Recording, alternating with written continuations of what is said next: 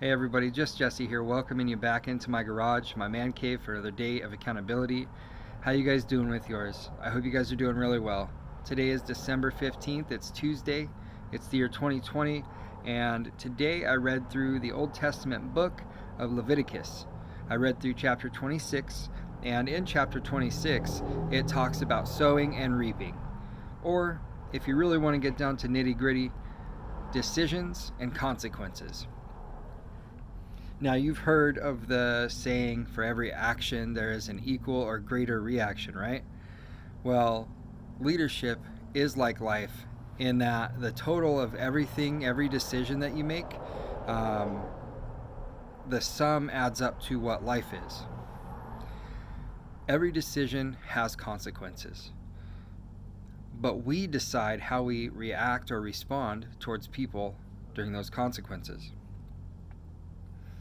Just like an employer, we decide how much to budget for to dole out promotions or even to hire or fire people. We determine what values are worth going to the mat for. Now, near the end of the book of Leviticus, God shows us a list of the blessings that He offers to those who obey Him. But He also shows us a list of punishments for those who are disobedient. God, who is the ultimate leader, very clearly outlines consequences for His people's choices. Now, leaders who fail to make good decisions lack commitment. Leaders who fail to make good decisions suffer from scattered focus. Leaders who fail to make good decisions look for excuses. Leaders who fail to make good decisions forget the big picture. Leaders who fail to make good decisions go public with private thoughts. Again, leaders who fail to make good decisions adopt the motto, "That's good enough." Leaders who fail to make good decisions don't take God's direction seriously. Leaders who fail to make good decisions behave inconsistently. Leaders who fail to make good decisions create poor relationships. And leaders who fail to make good decisions avoid change. Now, I know that out of this list of things, that these fails that leaders that can't make good decisions have, I know that I've had quite a few. It just comes down to how much I really want to spend time with God, how much I really want to conversate with God, and like if I take lack of commitment.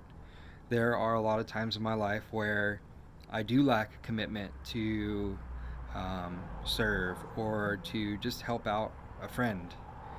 I know that at times I have scattered focus. I mean, that's also something that is, human. To err is human. Those are things that you can work on. Those are mindsets to have. You can be better at commitment. You can be better with your focus. It takes more focus to get better at that. I know that in my life I've looked for excuses and I've forgotten the big picture. This is a big one with today's society, is going public with private thoughts. Social media really takes the private out of our lives. A lot of people just get on there and get whatever they're dealing with off their chest, and then there's no way to reel that back in once it's out there. That's good enough seems to be an ongoing motto that we're leaning towards in this day of age, and it's something that isn't good enough. Like, our best is what we're called for. We're called for perfection. Knowingly, we can't attain perfection, but we are called for perfection. We are called to emulate Christ, who was perfection, who is perfection, and who always will be perfection. The next one is not taking God's direction seriously, and that really builds off of the "that's not good enough" motto, or "that's good enough" motto. If you're not taking God's direction seriously, then good enough is good enough. It's close, you know. It's not the outcome you wanted, but it's okay. We can deal with that. Behaving inconsistently happens almost on a daily basis if you really get down into your mind and your thought. And I know that, like, even getting in God's Word every day, I want to get in God's Word every day. The reason that I have this video blog is that I want to be there. I want to be consistent in God's Word, and I want to be consistent talking to God every day. And the fact that I've driven myself to create a video to be consistent means that I've been inconsistent. And I don't want that in my life, and neither should you. Behaving inconsistently also builds poor relationships. If you think about it, how many times have you and your friends or family decided you wanted to do something, but last minute something got in the way and you had to cancel? Now, I'm not talking about like family emergency, medical, anything like that, but I mean like just, oh, I'm tired, I don't feel like going. It's just those things that after a while they build up. More inconsistencies build more inconsistencies. And when you're trying to create the relationship with friends and family, every time you're inconsistent, that leaves a little memento in the other person's mindset that goes, oh, maybe next time they're going to cancel on me too. Maybe I'm not going to ask them to go.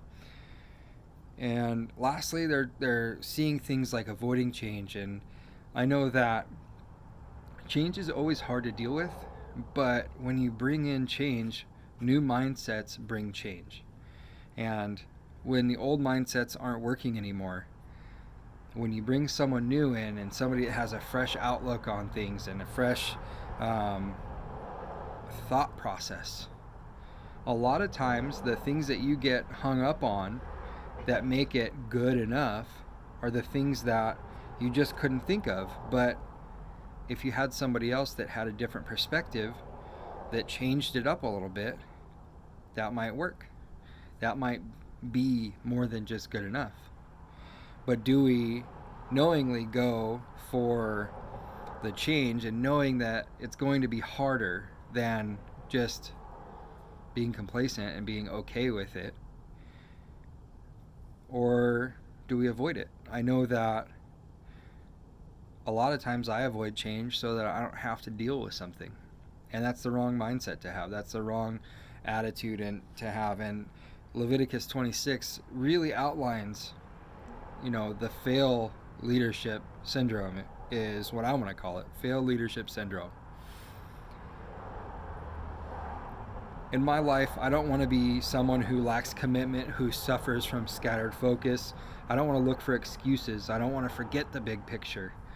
I don't want to go public with private thoughts. Things that are private are meant to be private, that are shared between friends and family.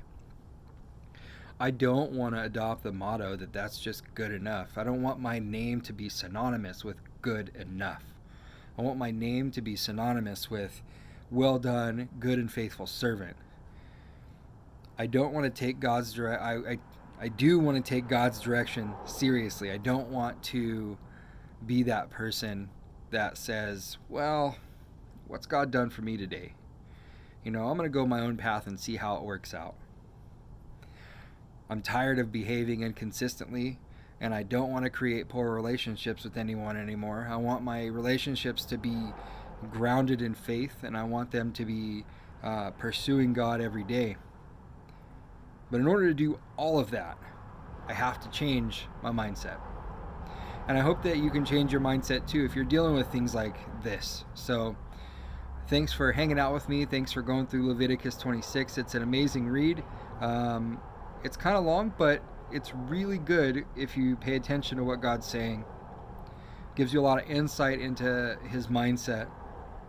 I challenge you to read it. I challenge you to apply it. And I challenge you to be a leader who doesn't have failed leader syndrome. If you know somebody in your life that is an amazing leader and they're just not stepping up, challenge them. Share this video with them. Get it to them. I want to thank you guys always for hanging out and watching this video. I want you guys to be safe out there, and I want you to always go and grow. Never stop your knowledge. Never let your mindset just be good enough. God bless, guys.